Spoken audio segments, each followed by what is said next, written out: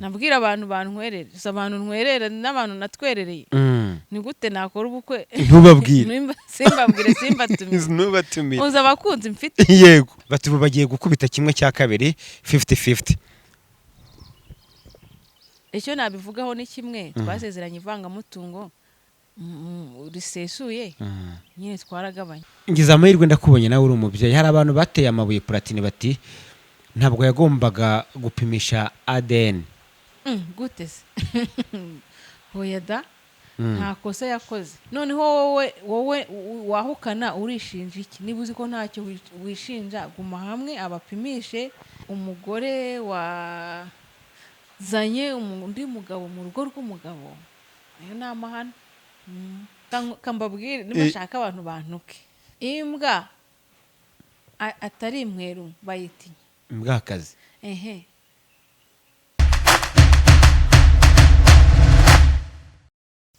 Kasi epizo niko nitwa reka nizere ko umeze neza cyane ku kiganiro bya Max TV reka nizere ko uri amahoro nimutameze neza ndakwihanganishije ndagukomeje wumve ukomeye ku bantu bari hano mu Rwanda nabiranze imbizo u Rwanda mwese mukunda ibiganiro byacu n'inkuru tubagezaho umunsi ku munsi mbaye ikaze no mu kiganiro cy'uyu munsi nizere ko muri amahoro shimiye umuryango mugari w'abantu bakunda ibiganiro bya Max TV abaduha ibitekerezo muri comments abaduhamagara kuri telefone ndetse n'abatugeraho mu buryo bwose butandukanye uyu munsi nabwo ndabizi ko iki kiganiro mwari mugikeneye kuri Max TV mwari mukeneye kubona uyu nahoze ndi kureba comment hano hatandukanye bavuga ngo uyu mubyeyi wifitiye umutima wa zahabu nuvuga ngo moho ngaho uryamanyemo zahabu nini yigendera dufite amafaranga menshi koko turakizeye navuza ni mbega zahabu nukuri byanejeje cyane by the way kandi uri umwe mu bantu bafite umutima udasanzwe wagira ngo nyine wagizemo uruhare nyine mu kwiremera umutima ushaka nyine wiha umutima burya nta muntu wishimira ko ashobora gucana bose bavuga ko ari mubi nawe nuko rimwe na rimwe atekereza ko yabuze ukundi kuntu abigenza niko mbitekereza ariko ufite umutima nyine udasanzwe murakoze cyane undemeye umunsi ye undemeye umunsi uyu munsi ndirirwa neza kandi abantu nanone bakagukundira ko uvugisha ukuri nyine iyo ubonye ibara ari umweru ntabwo ushobora kuvuga ko ari umukara kugira ngo nyine utagira ibyo wangiza ibara riba ari ibara iyo nayo ni impano idasanzwe uzarebe burya muri comment ahantu hose umuntu baba bamukundira ngo disi umuntu avugisha ukuri umuntu rero iyo uvuze ikintu atekereza ko atavuga kandi ari ukuri arabigukundira kuri ibyo bintu bibiri rero karagaciyemo murakoze cyane yitwa Judith cyangwa se Judith muramukunda cyane mukunda ibitekerezo bye munakunda uburyo yari umubyeyi uri strong umubyeyi w'umutima mwiza umubyeyi ukunda gufasha umubyeyi ukunda no kugira abantu inama z'ibintu biba rimwe na rimwe biba bitaboroheye muri buno buzima nagiye kumusura reka mbabwire ngo uwazaha karibu nawe azabagize amahirwe n'ahantu heza cyane kuko nagiye kumusura kugira ngo twiganirire mwabonye inkuru ye y'ubushize yuko ubu ngubu noneho ibintu byagenze neza mu kiganiro twakoranye ubushize hari ibyo twari twaganiriyeho ambwira ko bitarasobanuka bijyanye na divorce ariko ubu ngubu buri wese ubu ngubu noneho ari gushima Imana ameze neza turi buze kuganira ibintu bitandukanye ndabizi mwari mukeneye uraho umeze neza mu gitenge made in Rwanda akaboko kari gukwica se ko wifashe mu mapfubyi ndabona byacitse ngira ni style ahubwo yari style ariko mbenya byiyongereye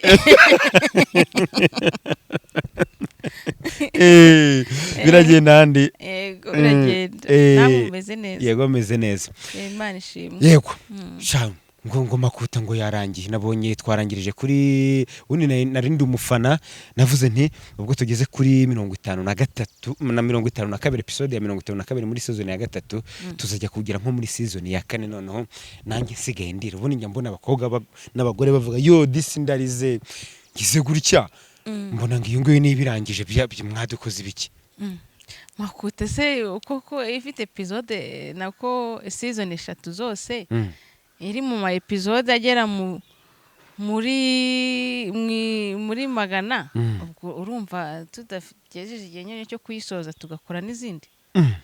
Hari topic nyinshi umuntu aba akwiye kuvugaho, ahubwo yumbaza ati kwirangiye ndahagera aho ngaho mudufitiye iki. nashakaga kubanza kwibaza ubu ntituzongera kubona kakuze, ntituzongera kubona makuta yitwa makuta, ubwo mbese ubu nyine twiyakire muzamubona mu zindi. none se sibwo ariko kazi kabo muzababona mu zindi. hagiye gukurikiraho iki rero? Hagiye gukurikiraho izindi projet nyine tuzabamenyesha tukababwira ati buhakurikiyeho iki. Yego. Igihe ajya ngo igihe ni iki?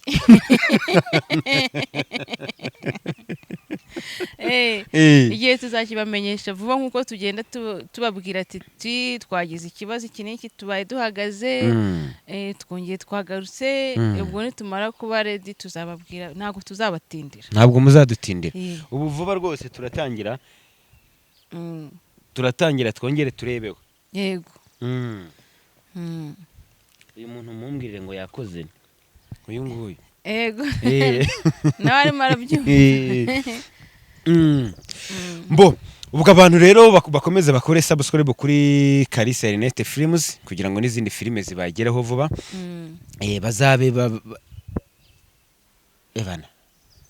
Bazabe baryamiye amajanja. Bazabe baryamiye n'imbuse nk'iryo jambo rya rinani kuri vuga. Bazabe baryamiye amajanja. Kubera iki reka mpirangaka tunyuriremo. Urumva abantu babonye inkuru mu bitangazamakuru bitandukanye, Judith ubu ngubu ari mu byishimo byo kubona gatanya nyuma y'igihe kirekire, ariko ntabwo bazi mu by'ukuri iyo procedure yo kugira ngo ibyo byishimo ndetse n'abakunzi bafatanye nawe kunezerwa n'icyo kintu. Tunyuremo gato cyane urwo rugendo, kuko abantu ntibigeze bakubona mu rukiko nk'abandi, ntibigeze babona Safi mu rukiko nk'abandi, nta mashusho n'amafoto bigeze babona uri kumwe n'umunyamategeko wawe muri mu rukiko. Byagenze biti duheraho ngaho tuganiriza aho kazi ngo dufatanye kwishima. ubwo urumva byari bikubabaje, urumva warababaye mbere, ariko nanone ibyo ngibyo iyo step yo kubabura urayirenga, usigara nanone ubabajwe no kuba nanone utari kubona gatanya kugira ngo nanone utangire ubundi buzima. Ibi biraba ariko ntago biherana umuntu, nyine umuntu akomeza ubuzima. Niyo mpamvu ngo nyine mwishimane no kuba none icyo kindi cyari kikubabaje cyangwa se cyari kikuboshye kitatumaga nyine wowe na be muvugo mutari kunyamara umwaka utabantu twabatama akabyere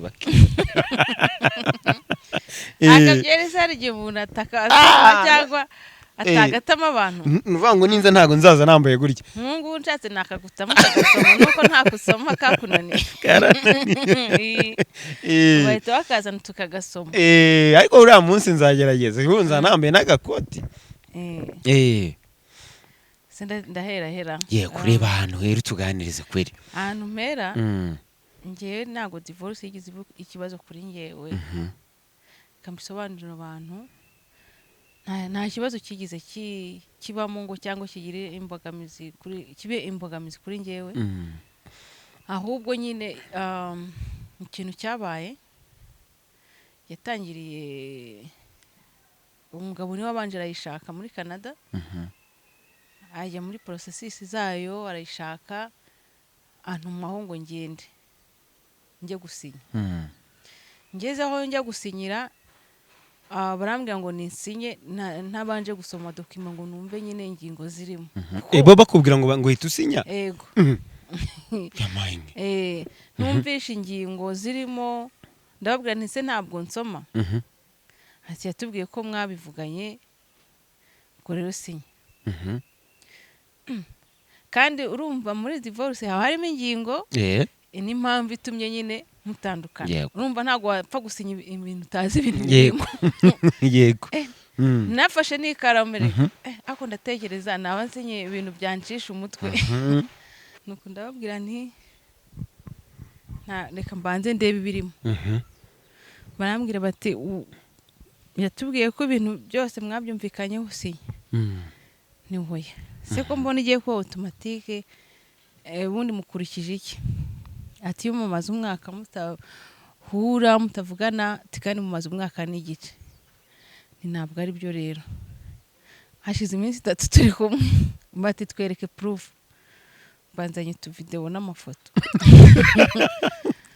tuberetse bati ati nibyo tubwo mugende ubwo muzajya gushakishiriza ahandi ati yaratubeshye rero ubwo cyokoze niba yumva yishaka koko azajya gushaka undi muro yamara iminsi 90 atakuvugisha atakwandikira then from there nuko hagenda twebwe hanyuma rero hashize iminsi nkajya mbona mu bitangazamakuru bavuga ko nimanye divorce ngo wagwatiriye ngo passport ngo kubera ko ngo bakwimye divorce ibintu nk'ibyo hoya ibyo ni igihuha ntago nize mfata passport ibyo bintu nabisobanuye kenshi inshuro nyinshi ariko ubwo abantu nyine ntibashaka kubyumva it's okay cyane ko byanarangiye yanabonetse nubundi biravuga iminsi mike bikaba birarangiye akazi by'abandi yego nuko rero byagenze hakomeza kuba amagambo menshi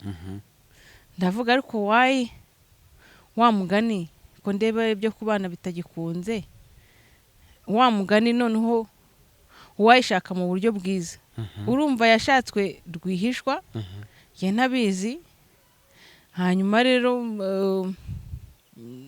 kandi nkitekereza ko wenda relationship ushobora gushoboka nyuma rero bikomeza kugenda biba bibi ndavuga noneho reka nishake mu buryo bwiza naho twasezeraniye cyane ko tutasezeraniye muri Canada nibwo rero naje nitabaza umunyamategeko witwa Bayisabirene hanyuma rero ariko hagati aho umugabo yaragiye ashaka umunyamategeko hano w'umudamu ntabwo ndi bumuvuga izina rye kuko tutakomezanyije umudamu anyandikira ansaba ngo ibyangombwa by'ubutaka ngo arabikeneye by'ubutaka bwawe ndamubwira rero mpakanye nanjye nshaka umuroya kuko wowe uri umuroya njye sindi umunyamategeko nanjye reka nshaka undi mpita nshaka Bayisabe Irene ajya kuvugana nawe it's okay rero uwo mudamu sinzi ahantu uko byagenze ntiyongeye kunyandikira ntiyongeye no kunsubiza yewe nkomezanya n'uwanjye rero hanyuma uwanjye nawe ndamubwira rero agenda abaza uwo mugabo ubundi icyo ashaka aragenda amubajije numero wanjye nishyiriyeho hariho n'abavuga ko ari we wamushatse ntabwo ari we wamushatse ubwo ninjye wamushatse ubwo urumva bitangire muri Canada arongera kandi aza gushaka umuro ya hano nanjye rero mpita nshaka uri bumusubize nibwo nashatse rero Bayisabe Irene hanyuma aramukontakta akontakta nde umugabo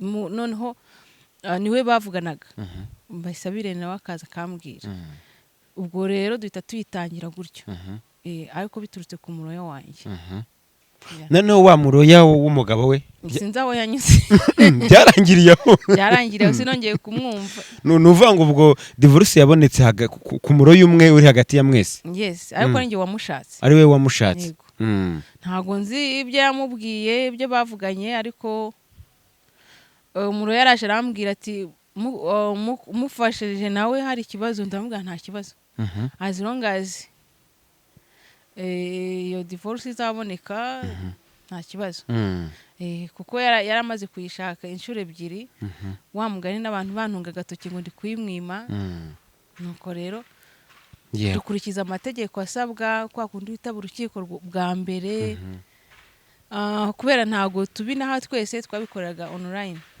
kuri Skype ya step ya mbere step ya kabiri urazi barababaza tumwanzuro mwafashe ntago mwisubiyeho nta cyahindutse nta cyahindutse mwese muti nta cyahindutse step ya gatatu nyine aho kurangiza urubanza nyine rurarangira rwarangiye ku itariki 21 z'uku kwezi rwari rumaze nk'igihe kingana ikiruba cyeka ngiye gutekereza neza ntababeshya ariko ntago byatinze cyane ntabwo byatinze hari abantu rero ngira ngo ubwo ngo kiranasobanutse bajyaga batekereza yuko icyo gihe cyose kimaze uyu mubyeyi ari we wimanye divorce, yabaye umuntu mubi, yagwatiriye ibyangombwa bya Safi ku buryo atazongera no gukora indi muvoma. Ibyo ngibyo byakugeragaho? N'ubu baracyabivuga. Nubwo mbigusobanurira nabwo bazongera bivuye ngo nafashe ibyangombwa. Wagwatiriye ibyangombwa. Hakuze nkavuga umuntu ufite ubwenge utekereza gufata ibyangombwa by'umuntu uko bifungirwa. None ubu nabona bifashe nkabanje kwanza unshuro nje hano mu Rwanda wazibara ntago warenga airport. Yego. Ni ikinyoma. Ni ikinyoma. Ni ikinyoma cyambaye ubusa. Yego. Abantu babivuga nibajya bagenda no kubivuga bazajya bavuga ati se abantu ntago banshishamo ijisho. Umuntu uzafatira passport y'umuntu yarangiza agakomeza akidegembya. Agakomeza akagenda mu muhanda. Yego. Ntabwo bibaho. Ni ibintu bitabaho. Hari abantu batekereje yuko ubyihutije kugira ngo uhite ubone uburyo ukora ubukwe n'umukunzi wawe mushya. Bifitanye isano? Reka ntaho bihuriye. Bamwe bari kuvuga ko dufite ubukwe, nta bukwe buhari ahangaha. Ubu ngubu tuvugana. Nta buhari ubu tuvugana, niba uzagera tuzabubamenyesha. Nabwira abantu bantwerere, abantu ntwerere n'abantu natwerereye.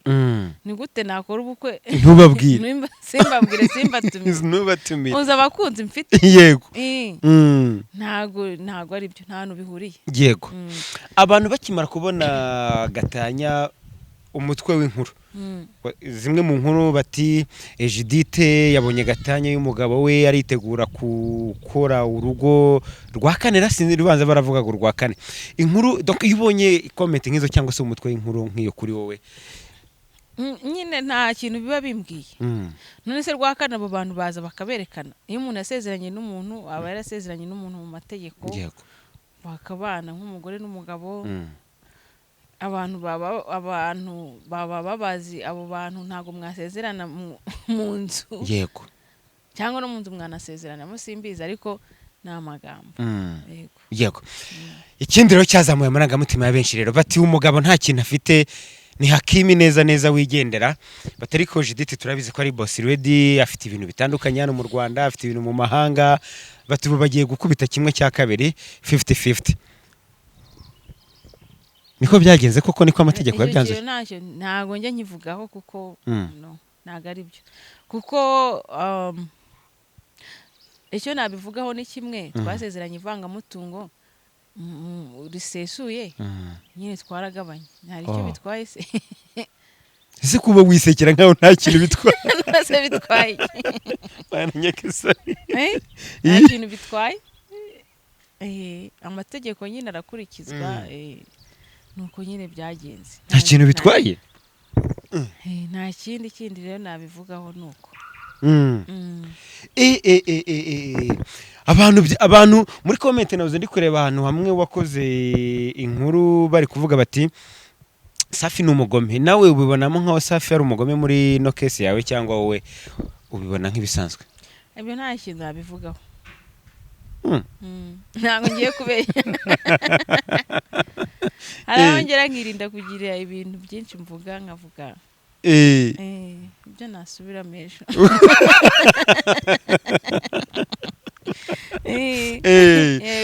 Bigusigira ihe somo Judith?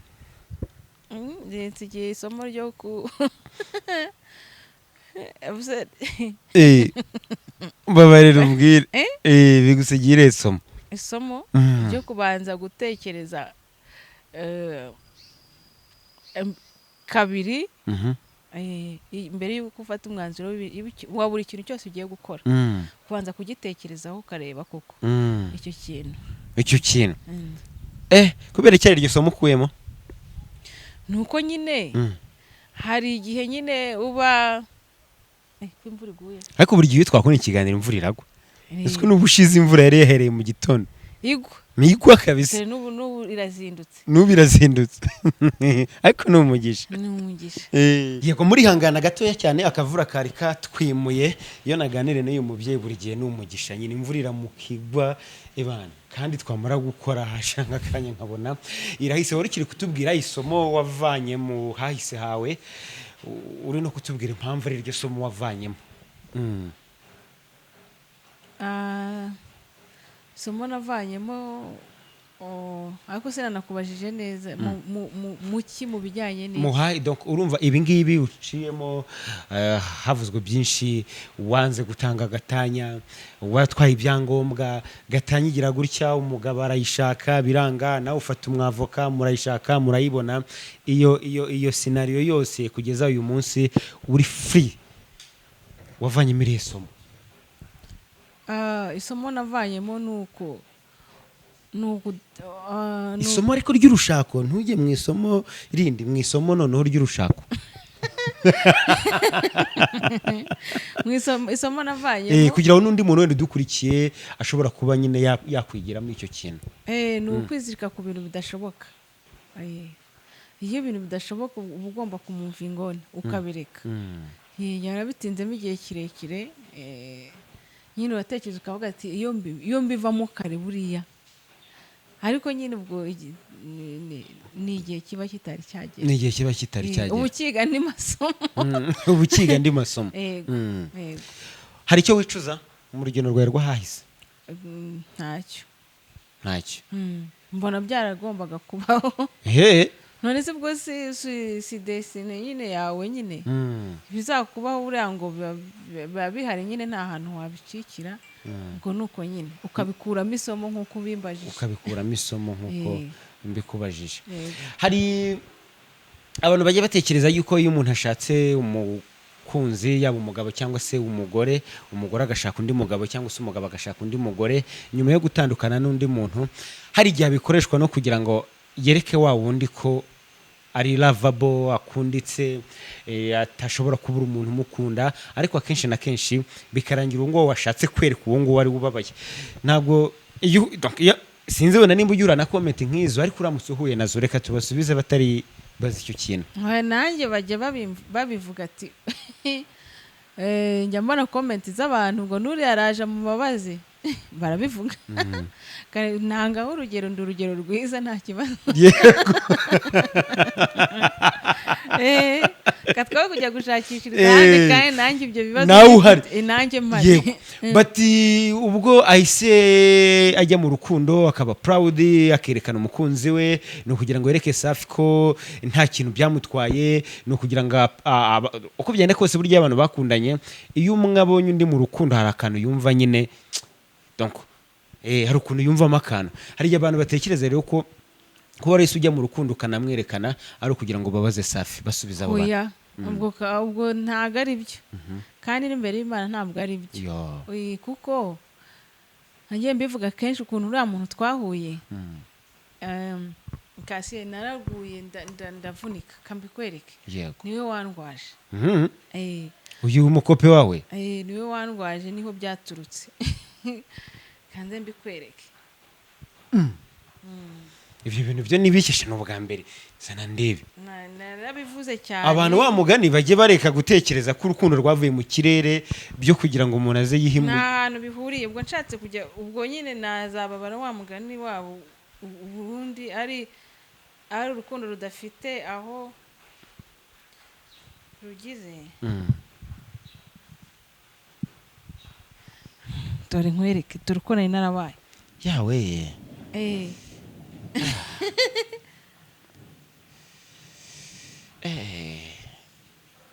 No kuvunika n'ibisebe bikaza mu ba wababaye cyane. Angaha nyine naravunitse kugenda biranga, nguma mu nzu nta muntu n'umwe. Mfata iguro nkurwaza, arandwaza.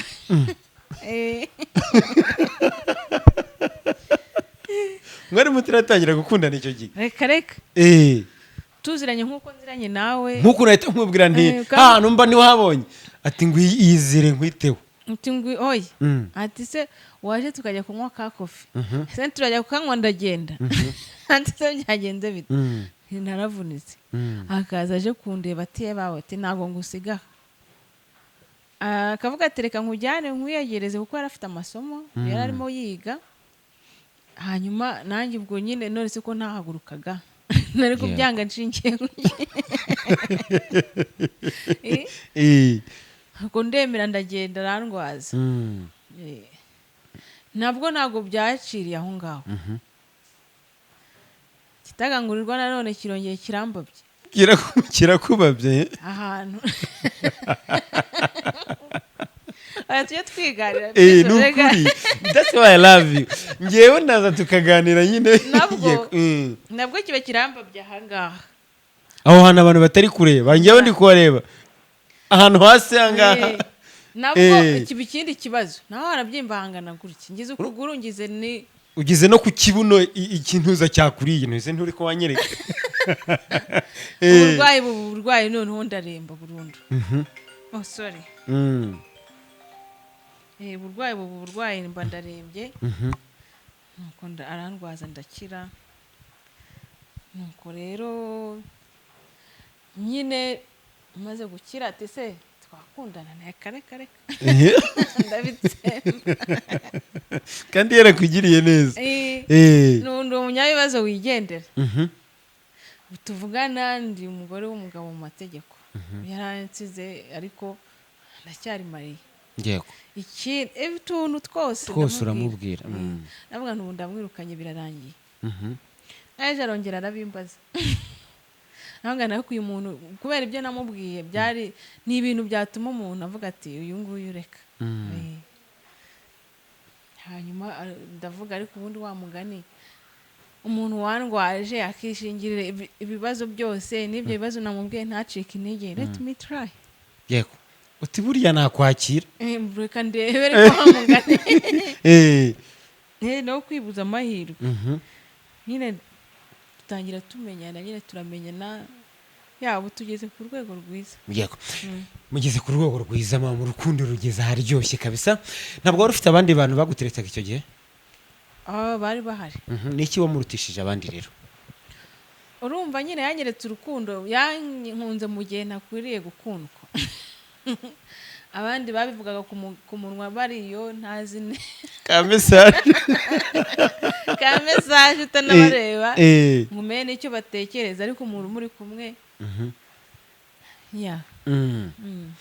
hari abantu batekereje yuko wahisemo umuzungu kubera ko abirabura urumva wari uvuye muri deception n'umwirabura ukavuga ati reka nishakira abazungu n'ubundi niba jomamfu ababitekereje gute ninde uri jomamfu ngo abazungu mwarababeshye abagabo aho bari hose ku isi ni bamwe yaba umuzungu yaba umwirabura wenda batandukaniyeho utuntu duke ariko mbona bose ibintu byose babihuje batandukaniye umugabo abashaka kuba umugabo tujuru igihe cyose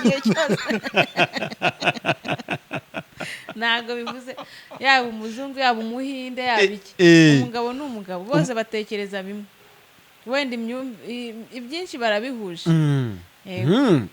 hari igihe batekereza ati umuzungu nta kintu biba bimubwiye ibyo wakora byose whatever you do you can cheat on yakwica none reka ahubwo ubwo nyine unabikoze akabimenya ni ukukwereka umuryango nako nta nubwo awukwereka urawiyereka batandukanira he abagabo b'abazungu n'abirabura kuri keya ziba ziri nyinshi abazungu ni nyinshi kuri keya ziba ari nyinshi ugera aho ngaho ukabona kubera ko ibyo bintu utabimenyereye ukabona biri too much waramenyereye abasirikare b'abirabura ni umuntu uzikunda nanjye buriya nkunda ukunda ke ndazikunda ariko iyo bigeze kuri bariya ugera aho ngaho ukavuga uti bino noneho biri too much ariko hari igihe abantu batekereza ko gukunda umukobwa w'umukire kubona uburyo wamuha ke ari ibintu bigoye biba bimeze bite mu by'ukuri urumva umukobwa w'umukire aba afite ubushobozi bwo kwishoboza buri kimwe cyose niba hari umuntu ukukiye none ukundana n'umukobwa w'umukire akaba yumva wagira ngo yabuze uburyo mu by'ukuri amuhereza izo keya nkawe mu by'ukuri ukuguha keya ntabwo ari ibintu bigoye ubwo se keya ni iki ubundi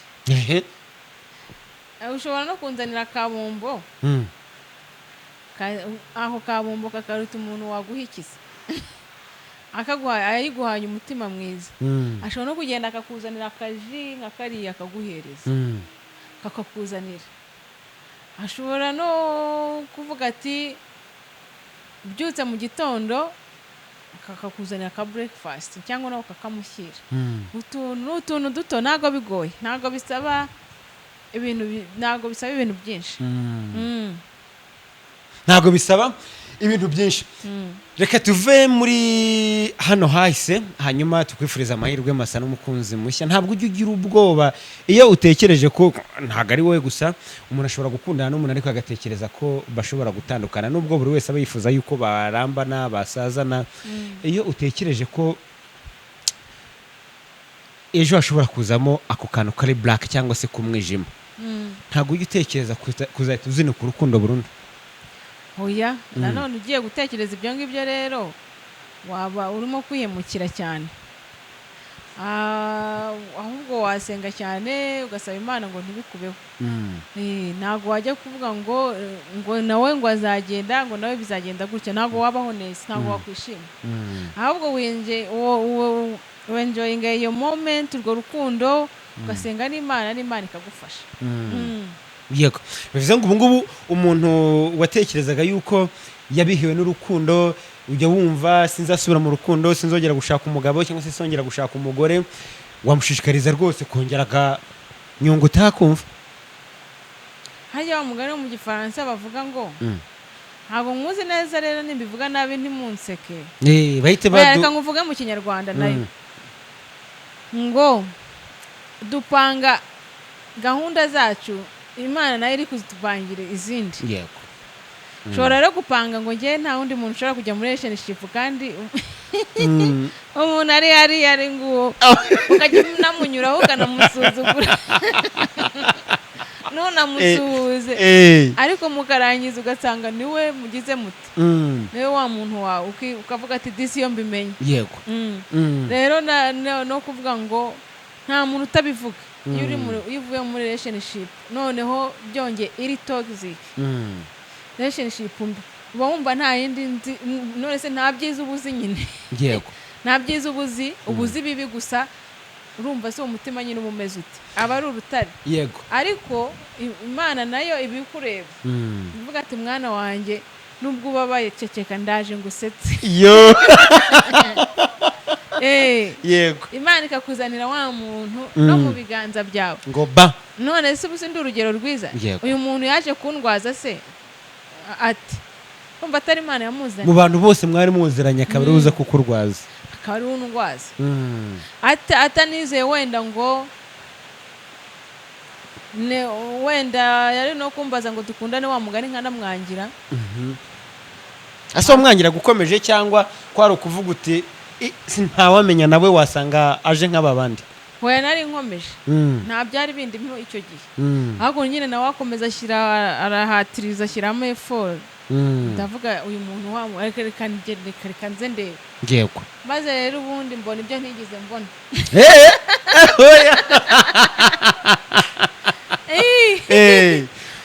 ubona ibintu utigeze ubona koko ndavuga n'ibiki ubwo wabonye ni byinshi angane ndimo ndarota angati pu niyo napfa ejo ntacyo mu minsi ishize Imana yaransekeje koko uruvuga ati ejo niyo rwose nagenda neza wagenda neza iyo nza kugenda mu minsi yashize wenda nko nka 2019 2020 2021 ariko bamfuye nabi ariko ubu ngubu yewe nakaye gahinda wari kubujyanye uyu munsi kahindutsemo umunezero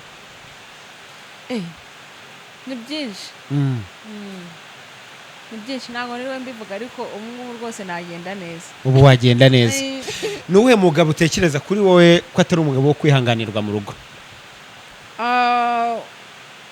umugabo nyine ugoza ku nkeke akubwira ko akugereranya n'abandi bantu n'abandi bagore akakugereranya n'abandi bagore ngo reba bakanaka uribaza ati se kuki atabasanze kuki atabasanze kuki uri umuntu wicara kugereranya nubona byatangiye nushaka uzazinga utwawe wigendere nta mugabo w'umurimo nta mugabo wakabimenye kare none se kure uriya mugabo ndi kureba uyu mugabo ngo numve nawe arubatse atazibeshya avuga ibyo bintu yamaye ko nzi ko ari umujene reka da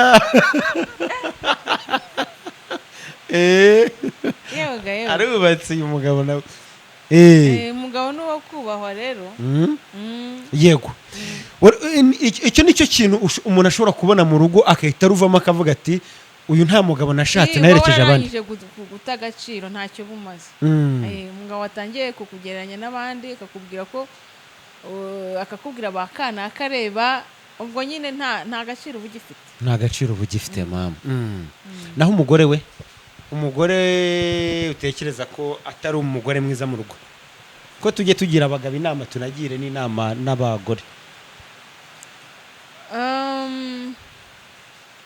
umugore kabisa uvuga uti uyu mugore nutangira kubona atangiye kumera gutya ebana nubona atangiye nyine ko kominikasiyo ntayo kandi mwajyaga muvugana niba yagagiye ku isoko ati ngiye ku isoko ntabikubwire niba wenda yajyaga atasamuye ukabona atangiye kujya saa tanu kandi wamubaza n'aho avuye ntagusobanurire ubwo nyine byarangiye nawe nushaka kumenya umugore nawe agatima kagiye ahandi yego okay nta kominikasiyo kandi abantu benshi cyane ikintu cya kominikasiyo bakunda kukigarukaho kominikasiyo ni ki kominikasiyo ubundi umuntu akundana n'umuntu amumenyesha amubwira amakuru mbere yuko ayamubaza yego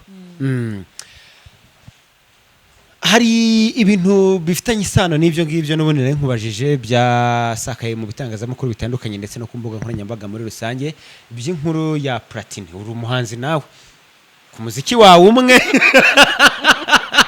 wadutayemo dutegereza kuzongera kudutamo ubu turacyategereje kuzongera kudutamo uri n'umwe mu bantu nyine babarizwa mu ruganda rw'imyidagaduro hano mu Rwanda inkuru ya Platini na Olivia umugore we mu buryo bwemewe n'amategeko ni inkuru akenshi ijya gusa neza niyawe nubwo nuko imwe ihengamiye ku mugabo indi ikaba yari ihengamiye ku mugore ariko zifite ukuntu zifitemo akantu zihuriyeho mbere yuko twinjira muri detaye inkuru ya Platini ikimara kukugeraho wayakiriye gute mu byuko wari wicaye cyangwa wari uryamye cyangwa se wari uri kunywera ka kofi cyane nabaye shocked yaranshotse sinzi ukuntu nayisobanura ariko nawe uransekeje ko kubaye nko muri comment ngo Judith niho wakumva agahinda ka Platini muri comment ngo niho wabyumva ari ikiganiro nakoze kwa Sabe abantu muri comment bavuga ko ari nge namwumva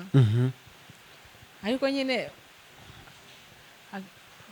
se mvuga ngo iki ntago kubera iki yagushokinze nyine kubera iki hari ibintu umuntu aba expectinga yari kapo umuntu ategeze yumvaho ibintu byinshi yari kapo itarigeze yivugwaho ibintu byinshi muri iyi mihanda ukabona n'abantu beza badafite ikibazo ariko birangije bigenda kuriya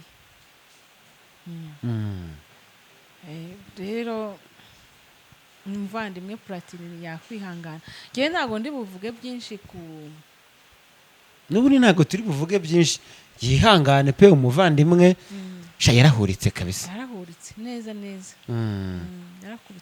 yarakubititse ndetse abagabo muramusura turi kumuhamagara tukamusura ariko ubu ngubu abari mu bihe bikomeye ni akamesaje ubundi ni akamesaje nako nta kibazo hari abantu ngize amahirwe ndakubonye nawe uri umubyeyi hari abantu bateye amabuye Platini bati ntabwo yagombaga gupimisha ADN gute se hoya da nta kosa yakoze yagombaga kuyipimisha ahubwo n'abandi bagende bazipimisha ngo ingo zose zahita zisenyuka Judith ngo ingo zahita zisenyuka bagende bazipimishe none se kuki abantu bagomba kubaho mu kinyoma why ega kasiye tuzabaho tugeregeye dupfe tugende aguze gupfana ibintu nk'ibyo yego ni ikibazo gikomeye ahubwo nagira abandi inama abantu bafite ikibazo nk'icyo ngicyo babohore bagenzi babo niba uzi ko ufite umwana ukeka ko atari uw'umugabo genda ubigenzure nurangiza wicaze umugabo wawe uti burya byagenze gutya na gutya numva yakubabarira kuruta uko yajya kubyivumburira. Nese ko abantu bavuga umenye ko umugabo wawe yagiye gupimisha ADN y'urubyaro rwanyu wakumva nta kibazo cyangwa se bigusabye ati tujye gupimisha. Hari abavuga bati giye ntabwo namubabarira. Ejo naganiriye na Antoine Rutayisire uriya mubyeyi aravuga ati ngewe nzi umugabo wafashe abana ajya kubapimisha ariko umugore yahise yahukana avuga yuko watari umugabo wo kubana nawe. Ariko niba abafite impamvu agiye kubapimisha no kuvuga ko abamukeka nyine. Yego. Numva already nyine ntago babanye neza. Haba harimo ikibazo. Urumva aho kugira ngo nyine none se kugira ngo ajye areba abo bana buri gihe iminsi yose ashigaje kubaho ajya avuga ati nyamara abana sabange byiza nyine ntiyabapimisha nyine akamenya ukuri. Noneho wowe wahukana urishinja iki? Niba uzi ko ntacyo wishinja guma hamwe abapimishe niba arabamenye ko arabe niba atarabe nyine abimenye kuki ujya ku yego. Urababazwa n'iki? Nimba ntacyo wishinza kubera iki urababazwa n'iki? Kuki ubigize intambara? Mwajyanye mugataha mwishimye tishere kuko mwese mwarahuye mukuze. Tishere burya nta manyanga yabaye mbere. Kuki ubigira intambara? Hanyuma kucyo kuba ibitekerezo by'abantu batandukanye bati ukimara kumenya ko umwana atari wawe ntabwo ari impamvu yo kwita usenya. Umugore uba waramukunze ariko nubwo atakubyariye wakagombye kuguma mu rugo nawe ugategereza akazakubyarira. Hajya ngo umugabo bavuga ngo injangwe yabaye inturo ngo ibikira. Ngo injangwe imba yagize gutinduka inturo sinza kuntu bagacomekamo. Ntago nzi ukuntu bavuga ko iyo mbimenye mbyibuka uvugika neza. Ntabwo nyine byaterwa no hagati yabo uko byagenda ariko hari ibintu uwo mugani washakaga kuvuga iki? Reka tu develop warushatse gusobanura. Injangwe yabaye inturo ntigiba igaruka. Imba ari injangwe yabaye inturo ntigira gute? Abantu bazi bibukuye umugani bazatubwire muri comment. Oya cyangwa ngo inkoko nukuvuga nyine ahubwo bakundaga kuca ku bagabo umugani niba umugabo yagiye nyine akuye umugani de ndawibagiye nanjye ntacyo ngufashije muri comment nyine iyi njangwe yavuye mu rugo yego yabaga mu rugo ikaba inturo ikagenda ntabwo igaruka ntabwo ishobora kongera kuba injangwe biba birangiye yego cyakuze. Ubwo rero numva injangwe iyo yataye urugo ibabaye inturo batubwira muri comment. Ako n'amaburaburize noneho umugabo umuntu uze umugore wazanye undi mugabo mu rugo rw'umugabo ayo ni amahano. Yakoze amahano. Ni amahano sha umva njyewe ntago nagiriye iyo nama yo kuvuga ngo umugore yazanye undi mugabo mu rugo ubwo se wagiye wenda ukagira ahantu urara warara utekereza iki? Muramutse ugiye gushakisha kamara y'igihe wavuga ati ubu ngubu noneho haraye bangahera bari gusimburana. ntago aho kugira ngo ubeho mu bwoba none ubu ngubu hajeho indwara nyinshi. mbere umuntu yarakuraga akagera mu myaka 80 90 ugasanga aracyari muzima yego nta ndwara nimwe afite ariko ubu ngubu umuntu wagera muri za 40-45 ngo arwaye ngo umutima ngo arwaye diabete arwaye biki arwaye kanseri noneho depression zariyongereye ni ukubera ibyo byose.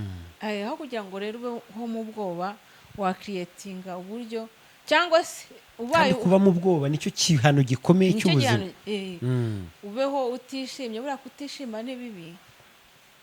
Iyo ubaye utishimye rero ugira ngo n'abandi ntago bajya bishima. Yego ukagira ngo mwese nuko mumeze kandi ni wewe wenyine ushobora ni wewe wenyine ufite icyo kibazo. Utangira no kugeneraliza ukavuga n'abandi bose ukabigira ibya rusange ukabaho nta ntego ukabaho nta birababaje. Yego byaba byiza rero kereka kugira iyo nama abantu biragoye. Abantu ntago bihangana kimwe. Yego. Nk'ubu ngubu hari umuntu uhura n'ikibazo agahita ajya mu mayoga agasinda, agahita aba umusinzi, cyangwa se agahita anywa itabi, cyangwa se agahita ajya mu rusengero akajya kwisengera. Urumva abo bantu baratandukanye. Yego. Ubwo rero byaterwa n'umuntu ku giti cye uko abyumva. Ari musaza wawe wamugira inama yo kurugumamo? Oya. Wambwira ati musaza wanjye. Namubwira follow your heart, ibyo utekereza. Nge mbere yo kugira umuntu inama urabanza ukamubwira ukumva ibitekerezo byo kumva icyo atekereza. Hanyuma ukamugira inama ukurikije uko abyumva. Yego. Wumva afite gahunda yo kwihangana ati nyamara buriya nakwihangana, wamusapotinga mwuko kwihangana ashaka kujyamo. Yego. Yego. Hari undi muntu rero, uyu muntu wamenyesheje ko umwana Platini ari kurera atari uwe.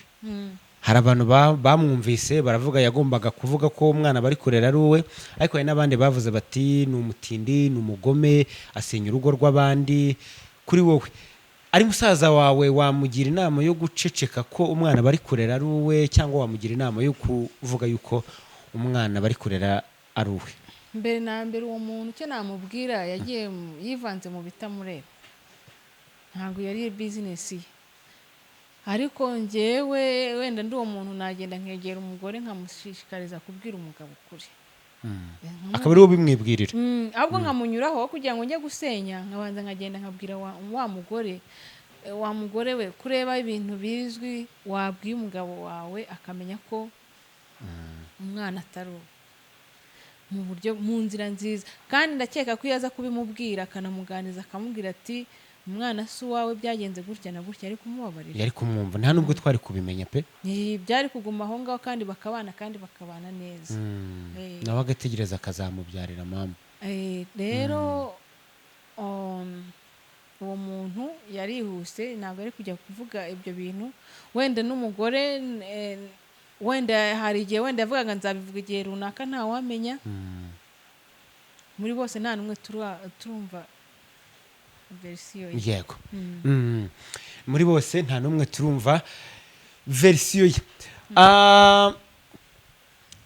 Abantu cyane cyane ku bakobwa. Ariko niba ibyo bavuga ari byo koko, akaba yarazanye umugabo mu rugo, undi mugabo akamuzana mu rugo rw'umugabo, bikaba ari byo ari ukuri, azasaba imbabazi.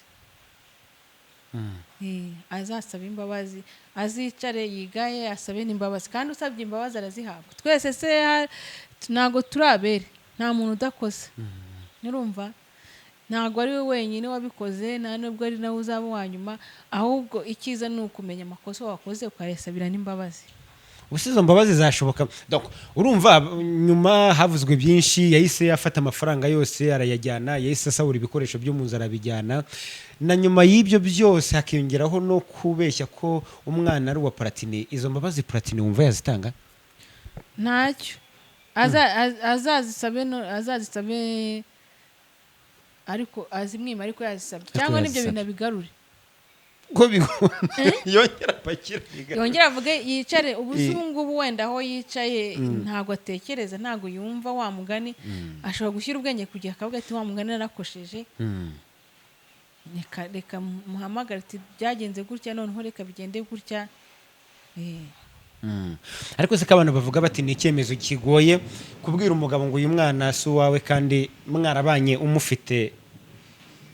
Judith, ni icyemezo cyakorehera umugore gute kuri wowe kubwira umugabo ko umwana atari uwe? Ahubwo kiroroshye. Urugo cya mbere cy'urugo yari yarugezemo. Yego. Yari yanabyaye. Sure ko 100% yamwicaza akamubwira, kandi yari kubikunda kuruta akavuga ati nta kundi. Kandi yari kubyumva kurusha uko yabyivumburiye nyine akabihisha. Kandi noneho ikindi hiyongereho n'andi makosa no gukomeza kuyakora. Habayeho amakosa menshi agera mu mbizi. Ntago habaye ikosa rimwe ngo rihagarare. Ubonye niyo wenda iyo nda bayimutera bigahagarara. Mu makuru twumva hanze twumva ko wa mugabo n'ubundi yagarukaga mu rugo. Yego. Urumva nabi Ngo insubiracyaha. insubiracyaha. Birakaze. Kasi ntago bisekeje nyamara. Oya biranyoye nuko insekejwe nako kantu uvuze ngo birakaze birananiye ntabwo byoroshye na gatoya. Uyu munsi uragira nama ki umugabo wumva amagambo hanze ko mu bana afite ashobora kuba atari muwe? Reka duhere ku bagabo, turi no kugana ku musozo. Abagabo inama nabagira ni ukutumva amagambo yo hanze. Ibyo bishobora kuba byarabaye wenda mwibaniye neza, bikaba byarabaye kera byararangiye, kandi n'ubundi abantu barahindutse. Ushobora kuvuga ngo reka ngo noneho ngo abana niba atarabange none ko bakuze se urabigenza ute? Warabareze n'ubundi, rega n'ubundi sano ntabwo ari amaraso gusa, n'ubundi umwana wamureza aba ari uwawe. Uzi ko umuntu ashobora kukurera akakurutira umubyeyi wanakubyaye. Yego. Ingero ziba zihari rwose. Umuntu nanjye mu kanya sinkubwiye ngo mpamagaye umuntu ngiye gusura mu kanya, umuntu yarandeze kuva ku myaka 10. Ni umubyeyi wanjye, mufata nk'umubyeyi wanjye. Urumva na n'ubu rero ntago kuvuga ngo n'ubundi numenya ko atari abawe, abana warabareze n'abawe n'ubundi. Uwo nguwo rero is too late. Ni byararangiye. Niyubakira urugo. Ubaka urugo rwawe, ugume hamwe, wicare hamwe. Ariko nanone kugira ngo ubeho neza kurutaho biganiriza umugore. Umubwire uti rero aba bana mbwiza ukuri. Natakubwiza ukuri ukaba ukomeza kugira gukekeranya, wabapimisha iyo DNA ariko n'abana bawe warabareze, none ko wabareze urabahande. Ese ubundi uwo muntu waherutse aza gutera inda gusa uramujugungira abo bana ngo bigende bite, ngo bamarire ikiwe?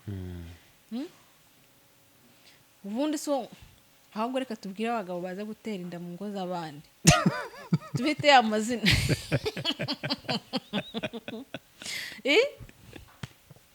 Nibo wa muntu yavuze naho inyana zimbwa se. Inyana zimbwa kambabwire nimashaka abantu bantuke.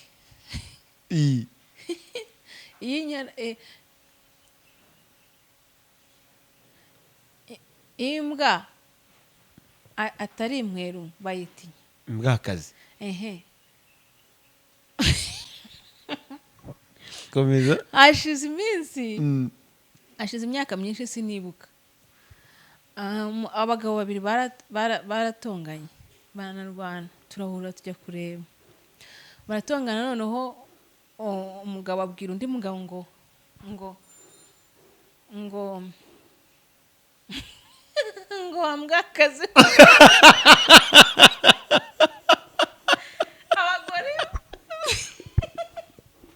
Abagore bati dukuru bagenzaga hakubitaga ku ngutiya ntara ku muhimba ngo aragukoze ngo nukuvuga ngo nibwo ntuyigirije.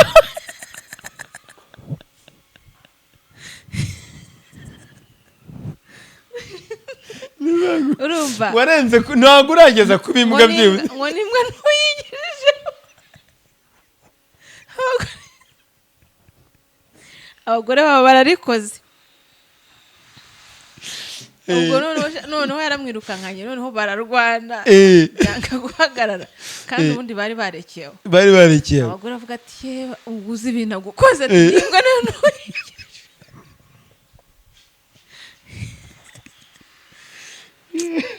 Abagabo nk'aba rega nta zina wababonera, bateye umujinya gusa. Ariko ngira ngo ikosa ryakaba ari abagore babakira mu rugo. Oya, umugabo ahubwo ujya gusenyera umugabo mugenzi we, ubwo aba yumva we afite ibitekerezo cye. Haba hari abagore bari singo, abakobwa bari singo, kuki atabajyamo ko nabo basigaye barigize iki.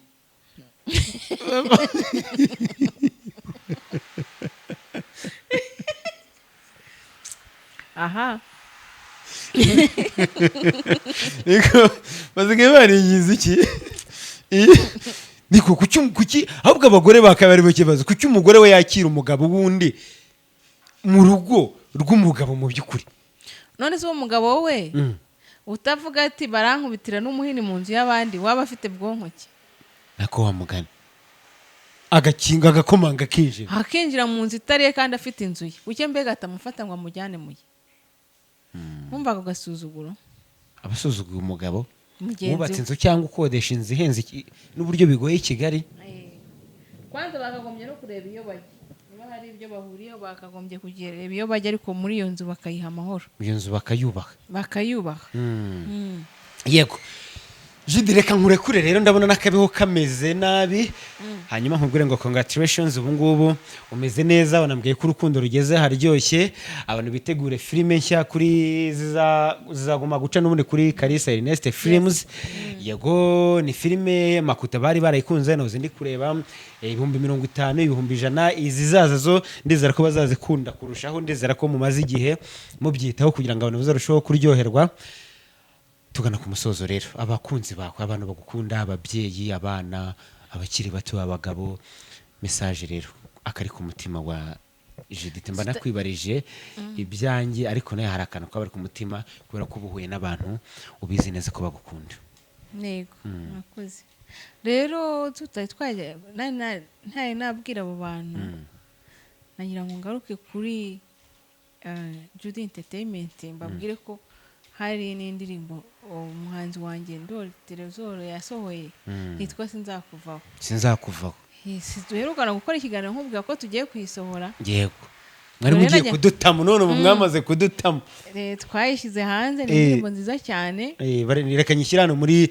comment abantu bahite banayireba hano hasanga ni piningi rwose please iyo ndirimbo ni indirimbo nziza cyane bayirebe baduhe na comment yego icyo ni kimwe se ntago muzakira undi muhanzi dushobora kubakira bitewe ushaka kwinjira akora iki hari kondisiyo zitandukanye wazubahiriza twamwakira azigaragariza he abigenza gute nyine kugira ngo abashe kubageraho nyine ari uburyo twashyizeho bwo gukontakita hanyuma ariko twari tutari twabutangaza neza ahubwo nangiye kubutangaza no butari bwajya hanze neza reka dutegereze tugiye gushyiraho yego tukababwira na ofisi yacu aho iri noneho abantu bajyayo akaba ariho bajya kubaza kuko kuvugana n'umuntu kuri telefone ntabwo uba umureba ntabwo uba umureba ntabwo uba uzi karagiteri ze kandi mu bintu tugenderaho karagiteri ni iya mbere ushobora kuba ufite talenti ariko nta kinyabupfura nta kintu rero byaba bimaze yego akari ku mutima rero ubwo turategereza muzatubwire uko yego abantu bagiye kuri Instagram ya wenda hari igihe uzanagapostinga yo mbere babe bagufurowinze mu gihe bagitegereje icyo umwuka abwira amatorero nanabwira abantu banyandikira kuri Instagram bansaba kujya muri Judith Entertainment cyangwa bambwira indi mishinga mfiteho message nyinshi cyane zananiye kuzimanaginga rero ahubwo niyo mpamvu twatekereje ubwo buryo ko bagenda kuri office bakavuga ibyo bashaka ko dukorana hanyuma tukabumva twakumva bishoboka tugakorana yego reka dusoreze kuri message ku mutima rero message rero ku bantu bankunda oh my god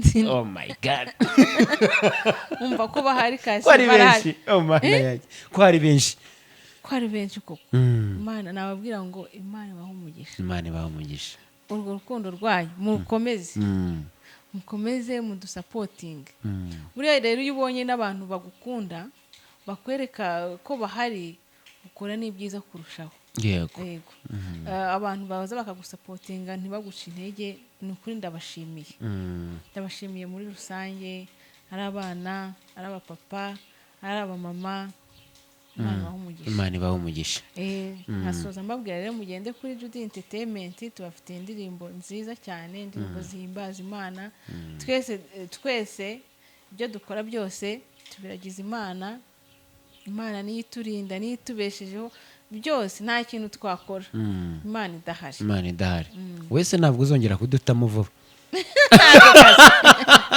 koko igihe nakubwiriye ko naririmba cyakoze ari akaririmbo gahimbaza imana nako nako niba hari umuntu witeguye ko twagakora yego niba ari n'uwo muhanzi wanjye nawe twagakora yego niba imana ni hejuru mbere na mbere imana nta nubwo bisaba ngo guhogoza ngo urahogoza ntabyo uhogozamo imana urayiririmbira point ibi byishimiye bikaguha n'umugisha mwinshi cyane wakoze rero kutwakira uyu munsi yego reka tumushimire cyane rero uyu mubyeyi mujye kuri Judith Entertainment murebe iyo ndirimbo ndibuze no kwishyira hano hasi muri comment hanyuma munategereze filime nshya hanyuma ubwo ku bantu bamukunda nizere ko muryohewe mubonye ikiganiro mwari mutegereje muri benshi cyane nanamusanze nyine mu gitenge cyiza cyane ndamushimiye cyane imana imwe mugisha